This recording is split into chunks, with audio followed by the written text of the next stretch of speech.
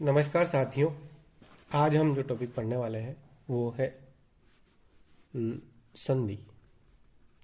संधि का टॉपिक यानी माध्यमिक शिक्षा BACR 10th के पाठ्यक्रम के अकॉर्डिंग टू हम आपको आज पढ़ाने वाले हैं। और यहाँ पर संधि आपके है 4 अंक की, जिसमें व्यंजन संधि और विसर्ग संधि आपके समाहित है। व्यंजन संधि के भी कुछ अंश और विसर्ग संधि के भी कुछ अंश। जैसे व्यंजन संधि के कुछ अंशों में षचुत्व, षटुत्व, जशत्व,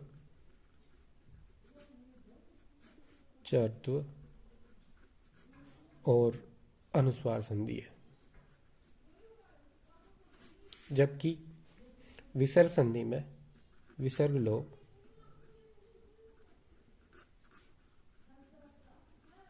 ओत्व, रोत्व और सत्व संधियां आपके पाठ्यक्रम में सम्मिलित है।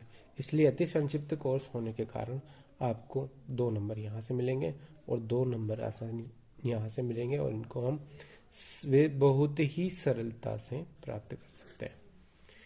कैसे प्राप्त करेंगे उससे पहले हम संधि की प्रक्रिया को जानते हैं। संधि शब्द अर्थ क्या होगा, कैसे बना है? संधि शब्द जिसका अर्थ जोड़ना होता है, सम उपसर्ग पूर्वक धा धातु से की प्रत्यय करने पर बनता है, जिसमें सूत्र निहित है उपसर्गे धो की। इस सूत्र के द्वारा की प्रत्यय धा धातु में संयुक्त होता है।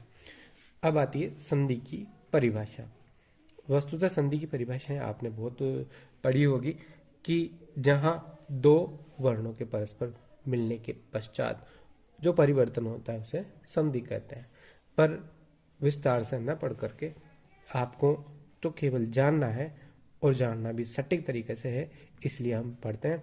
संधि है वर्ण संधानम संधि, अर्थात वर्णों का संधान, योग होना ही संधि है। दूसरी परिभाषा है पाणिनीय अष्टाध्यायी के अनुसार परः सन्निकर्षः संहिता, अर्थात वर्णों का परस्पर अतिशय बहुत अधिक निकट आ जाना, सन्निकर्ष अतिशय निकट आ जाना क्या कहलाता है? संहिता कहलाता है। ये दोनों परिभाषाएं अति संक्षिप्त हैं और इनको जानना भी जरूरी है। अब देखते हैं हम संहिता या संधि। संधि को संहिता भी कहेंगे। ये तो होता है वर्णों को जोड़ना। इसके अलावा एक और चीज होती है, जब हम वर्णों को विच्छेद करेंगे यानी तोड़ेंगे तो वो होगा विच्छेद। संधि और विच्छेद, संधि में 2 प्रक्रिया पढ़ते हैं, संधि और विच्छेद। समास में 2 प्रक्रिया की जाती है, समास और विग्रह। ये भी ध्यान रखना है।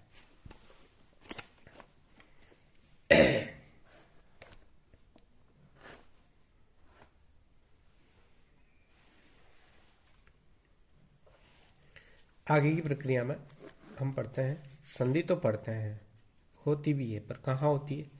संहितेक पदे नित्या। कहाँ कहाँ हमें संधि करनी है? संहितेक पदे नित्या, एक पद में नित्या नित्य होती है। दूसरा नित्या धातु उपसर्ग, धातु और उपसर्ग, धातु और उपसर्ग गयो द्विवचन में, दोनों में। और नित्या समासे और वाक्ये तु विवक्षाम वपेक्षते। यानी संधि एक पद में, धातु उपसर्ग में, समास में नित्य होती है, अनिवार्य होती है, जबकि वाक्य में वो विवक्षा पर निर्भर करती है। यानी नित्य और विकल्प, विवक्षा जिसे हम कह सकते हैं, ये तो होगा आपका वाक्य और ये होगा एक पद, धातु उपसर्ग और समास। यहाँ संधि आपको, 3 जगह संधि आपको नित्य करनी है और एक जगह संधि आपको विवक्षा या विकल्प से करनी है। अब चूंकि संधि को आप पढ़ते आए हैं, संधि कितने प्रकार की होती है आप जानते हैं। उससे पहले संधि कितने प्रकार की होगी बंधुओं? 3 प्रकार की। स्वर संधि, व्यंजन संधि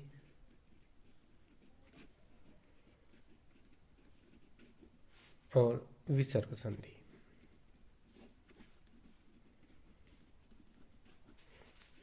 स्वर संधि स्वर और स्वर वर्णों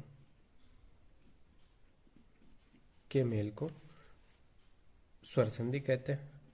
व्यंजन और व्यंजन वर्णों के मेल को व्यंजन संधि कहते हैं या हल संधि कहते हैं। और विसर्ग में विसर्गी प्रक्रिया निहित होती है। यहाँ एक चीज और हमें ध्यान रखने लायक है, यहाँ संहिता होगी और यहाँ संयोग होगा। अब संहिता और संयोग क्या होता है, ये इसकी प्रक्रिया हमें अष्टाध्यायी में बताई गई है। क्या ऊपर पढ़ा आपने? परः सन्निकर्ष, सन्निकर्ष संहिता। और यहाँ पे आपको पढ़ना पड़ेगा हलो अनंतरा संयोग।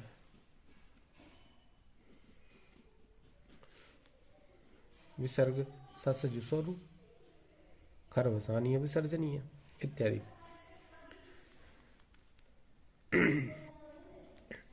अब हम संधि को जानने से पहले संक्षेप में वर्णों को समझ लेते हैं। संक्षेप में वर्णों को समझ लेते हैं। वर्ण वस्तुतः यानी स्वर वर्ण, स्वर वर्ण 9 होंगे। अ, ई, उ, री, री, ए, ओ, ऐ और औ। कितने हुए? 1 2 3 4 5 6 7 8 9, यानी स्वरों की संख्या कितनी हुई? 9। किंतु BACR में इनकी संख्या अलग मिलती है। कितनी? 13। कैसे? अ और आ 2 भेद होते हैं।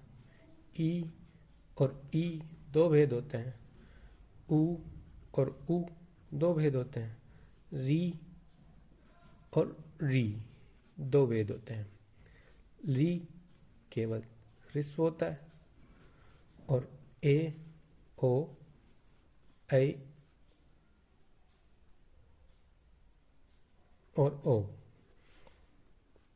ये 4 केवल दीर्घ होते हैं। इसलिए ये तो हुए 2 2 2 2 1 1 1 1 1 1 2 3 4 5 8 5 13। इनको जोड़ने पर कितने हुए? 13। स्वरों की संख्या कितनी हो गई? 13। अब व्यंजन जानते हैं। व्यंजनों में कोई वो नहीं है, व्यंजन स्पष्ट रूप से सब जगह 33 बताए गए हैं। कौन कौन से?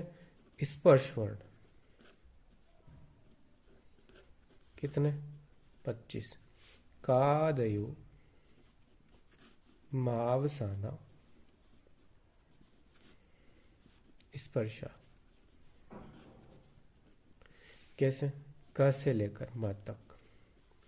कु, चू, टू, तू और पू। कितने हुए? 5 × 5 25। इस प्रकार से 25 वर्ण ये हुए। क क ख ग च छ छ ज ट ठ ड ण त थ द न प फ ब म। और 4 वर्ण अंतस्थ और 4 वर्ण ऊष्म होते हैं। अंतस्थ वर्णों में य, व, र, ल। बहुत सी बार इनका क्रम भी पूछा जाता है बंधुओं, इसलिए इनका क्रम भी यही है। इसको इसी रूप में आपको याद रखना है।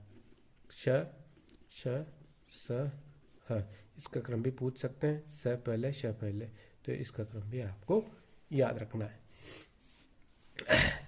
अन्यत्र अब पढ़ते हैं हम। इस प्रकार से हुए 8 और 25 33 वर्ण व्यंजन वर्ण आपको प्राप्त हुए। अब संक्षिप्त में और अगर विस्तार से जाननी है तो कमेंट करें। मैंने अगले वीडियो में वर्णों को विस्तार से पढ़ाया गया है, जहाँ पर त्रिषष्टि चतुष्षष्टि व वर्णा शंभु मते मताः, इस प्रकार से पाणिनि जो शिक्षा है उसके अनुसार से वर्णों की व्याख्या की है। वहाँ जाने और अगले वीडियो को देखने के लिए इसे लाइक और सब्सक्राइब करें, ताकि आपको समय पर उसका नोटिफिकेशन प्राप्त हो।